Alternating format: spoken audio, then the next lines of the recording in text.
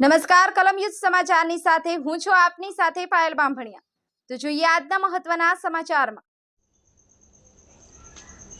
ગીરગઢડાથી મહત્વના સમાચાર સામે આવી રહ્યા છે। ગીરગઢડા તાલુકાના જૂના ઓગલા ગામે જૂના ગૌચરની જમીન પર થયેલ દબાણને હટાવાતું જિલ્લા વહીવટીતંત્ર। 35 દબાણદારો દ્વારા દબાણ કરવામાં આવેલ ₹3 કરોડની કિંમતની આશરે 1,21,000 ચોરસ મીટર જમીન ખુલ્લી કરવામાં આવી। 2 દિવસમાં કુલ 51 દબાણદારો દ્વારા દબાણ કરેલી 1,61,500 ચોરસ મીટર જમીન ખુલ્લી કરાવાઈ। જિલ્લા કલેક્ટર શ્રી દિગ્વિજયસિંહ જાડેજાના માર્ગદર્શન હેઠળ જિલ્લામાં વિવિધ સ્થળોએ દબાણ દૂર કરવાની કામગીરી સતત કરવામાં આવી રહી છે, જે અંતર્ગત આજે ગીરગઢડા તાલુકાના જૂના ઉગલા ગામે ગૌચરની જમીન ઉપર દબાણ કરેલી જમીન ખુલ્લી કરવામાં આવી હતી।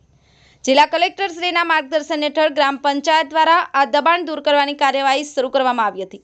જિલ્લા વહીવટીતંત્ર દ્વારા દબાણ હટાવ કામગીરી અંતર્ગત આજરોજ ગૌચરની જમીન પર 35 કબજેદારો દ્વારા દબાણ કરવામાં આવેલી આશરે ₹3 કરોડ કિંમતની કુલ 1,21,000 ચોરસ મીટરની જમીન ખુલ્લી કરવામાં આવી છે।